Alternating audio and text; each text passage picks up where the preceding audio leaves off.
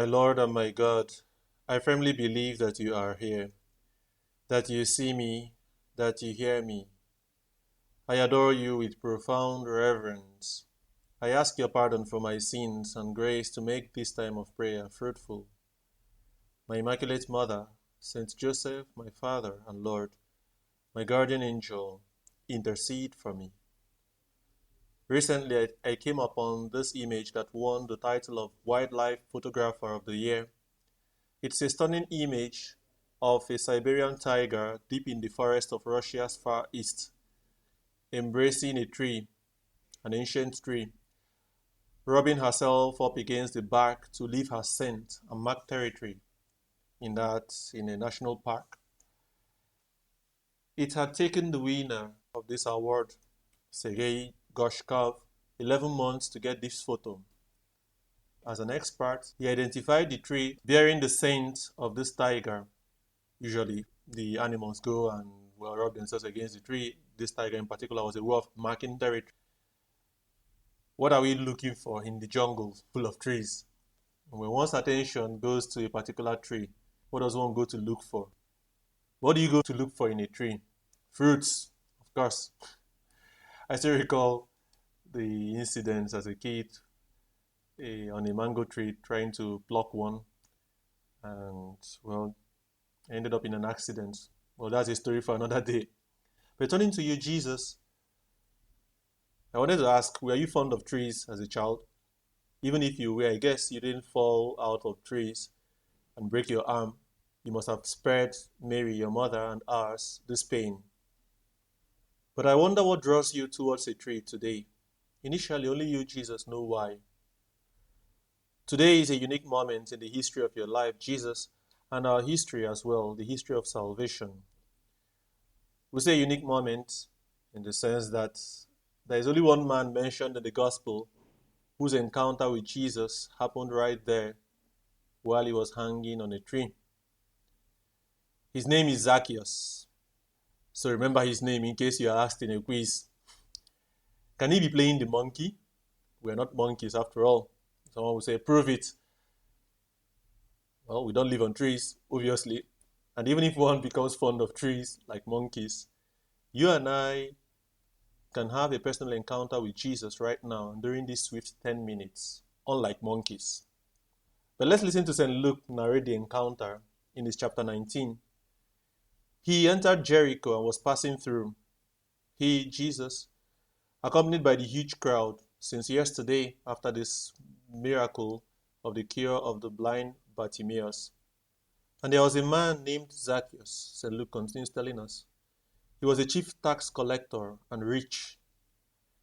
And he sought to see who Jesus was, but could not on account of the crowd, because he was small of stature.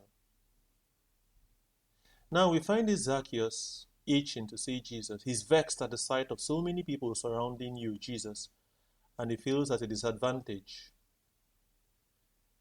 And so he ran on ahead, St. Luke continues telling us, and climbed up into a sycamore tree to see him, for he was to pass that way. At the beginning, we first asked ourselves, and then to you, Jesus, what one goes to find in a tree. We need to also ask Zacchaeus the same question. He ran on ahead and climbed up into a sycamore tree to see him.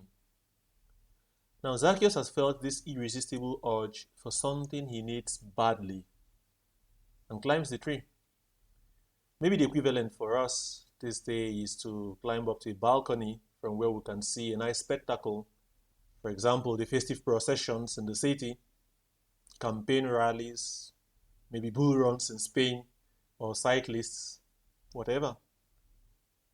Jesus, you have become the spectacle today for Zacchaeus, and to me as well. Your personality and that everything I have heard about you enchant me that I will stop at nothing to gaze at you, at your loving face, even if it lasts a few seconds as you pass by.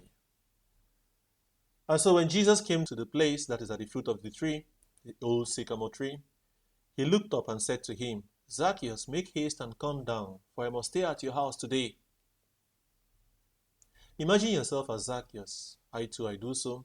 Perching on top of that tree, I would rather ask Jesus, did I hear you correctly? You even know my name. and say you want to dine at my house.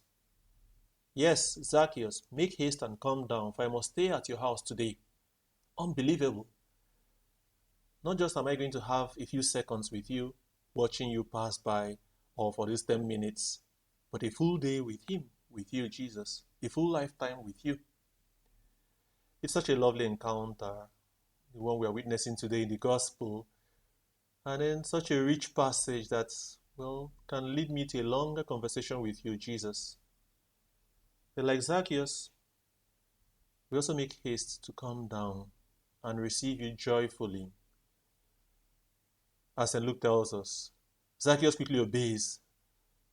With this, he's now moving from a tourist to a host of Jesus. I also like to do the same with you, Jesus. Then some people around begin to murmur. Even though Zacchaeus now enjoys exclusive relationship with Jesus, but it seems his joy is not yet complete.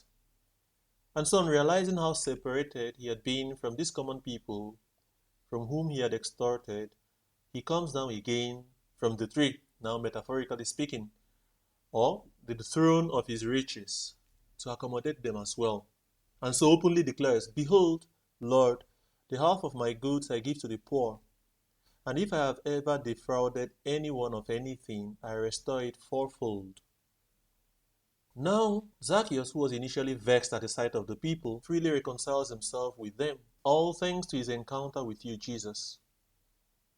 This is how it should be for me too. Jesus gets me and you listening to attend to the needs of the others, making the necessary sacrifices as a proof of my love and your love for him. How happy is Jesus to find us acting this way?